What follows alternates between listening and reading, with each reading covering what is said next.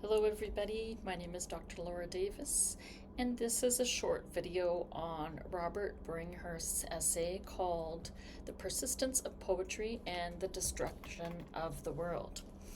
So first I want to start where he starts, which is discussing a kind of misnomer of the New World and also bringing into play this idea of geological time. So Bringhurst starts by saying what it pleases us to call the old world is actually a very new world. And so he kind of explains this assumption that the new world of North America is actually a very old world. In fact, he goes back in time, not only just when the colonizers came to North America, but well before that. And he actually references Pangaea, the continent of Europe and Asia before the two continents split. So he's going not just back in time before contact, but he's going back in time geologically to a very ancient time. And so just to get our mindset in this time. And one reason he does that is because what he wants us to think about is to get away from that idea of that the human is at the center of things. That there is this larger span of time in which the human is not at all at the center of things. The human is just a moment in time, if you will. And this gets us away from thinking in the single-mindedness that he talks about, that he says is dangerous, and he thinks that we should all move away from. And that necessitates not only a dissociation from our own perspective, but from the perspective of humans in general. And it opens up the idea of seeing ourselves, seeing the world outside of our own subjectivity, in a sense. So one of the things he talks about, in fact, one of the things that's kind of at the center of his essay is this idea of single-mindedness and its opposite. So he talks about monotheism, for example, as opposed to polytheism. He does not like the idea of monotheism, of the singular mindedness of everybody out for the one. And so he talks about this idea through various different kind of disciplinary lenses, if you will. Monotheism, the idea of having a singular God and only one authority figure that we must go to, a singular religion that we must all follow.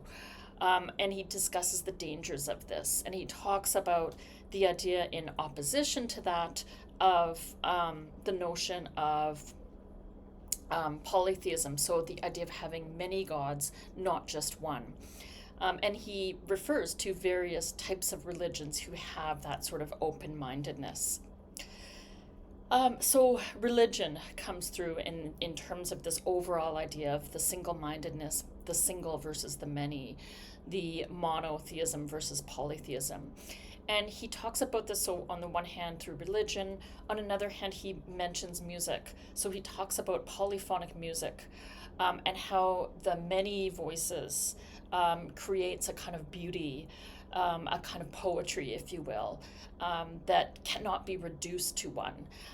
Again, opening up to that many-sided way of thinking, and with the ultimate goal of kind of not seeing the human as the center of things. He really sees this idea of seeing the human as the center as a very sort of selfish, dangerous idea, because it leads to the destruction of the world. That's what his title is, right? And I will say, too, that the idea of poetry for Bringhurst in this essay is not just poetry in a single-minded way. It is a very broad understanding of poetry that includes things like polyphonic music, art. He mentions the Sistine Chapel, for example, and he discusses the Sistine Chapel as having a theme of listening rather than creating.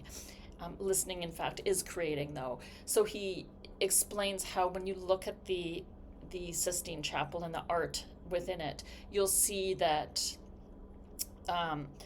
it is just the poet is in the corner with a scroll, but what the what the art shows is everything that he's listening to, right? So again, the artist isn't at the center of the thing. It's the many things that the artist sees that are important. And so he really emphasizes that idea of listening and therefore having an open-mindedness to listen to the many, not just the singular. So we've seen religion come into this. Spirituality very much comes into it, and I'll talk about that a little bit more in a minute.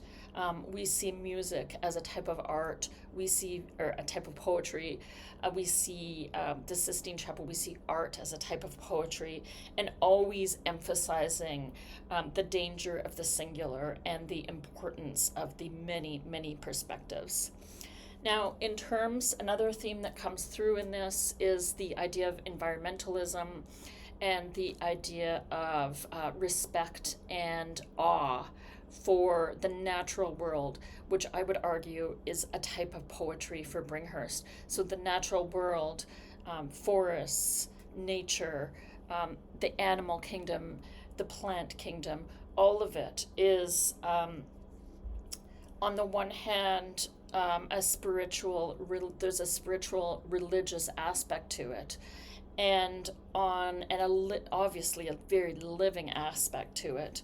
And on the other hand, he really wants us to get away from the sense of ownership of that. So when he talks about these subdivisions replacing these forests and these worlds, he again is talking about the danger of that, because we are destroying the world by doing that. And it takes a kind of emphasis on the human as being in the center of the things to engage in that sort of destruction. He says if we get away from seeing ourselves as central and going back to Pangea and the large time frame which enables us to do so, then we can understand that poetry will exist even if humans do not exist anymore. And again, by poetry, he means aesthetics. He means the natural world. He means other things, beauty going on. It doesn't have to be beholden by a human subject. So, for example, when he talks about the tree being cut down, that horrific little scene that he explains that the oldest being in the world is cut down by a so-called scientist. He says he does not consider him a true scientist, just to count the rings. That the oldest living being in the world is cut down for a statistic, for human consumption in a way.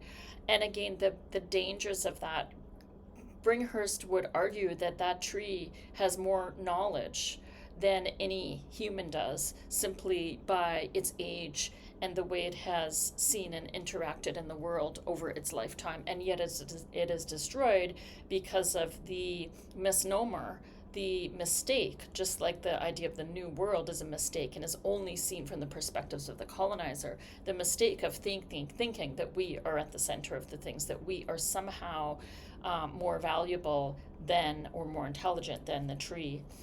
And I love when he says, with that, he says that phrase we've all heard of, if a tree falls in the forest and nobody's there to hear it, does it make a sound? And he says, what a ridiculous question. Of course it makes a sound. All the other trees hear it.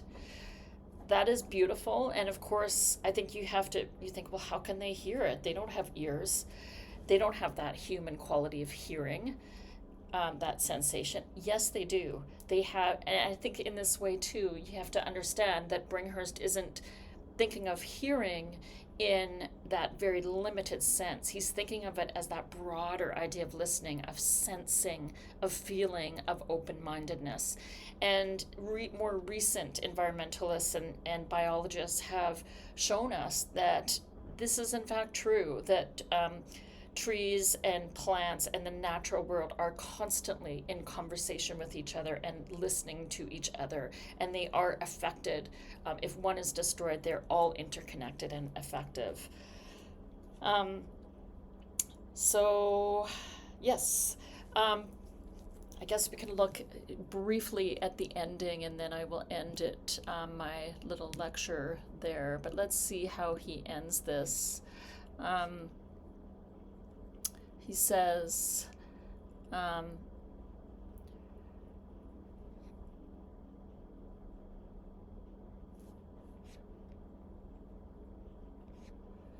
trying to get to the end here. There is no other earth to cross to either. There are no new worlds. Paradise will not be our asylum, and our hell will not be anywhere other than here. The world is one, at the same time that it is plural, inherently plural, like the mind. The proof of this plurality is the persistence of poetry in our time.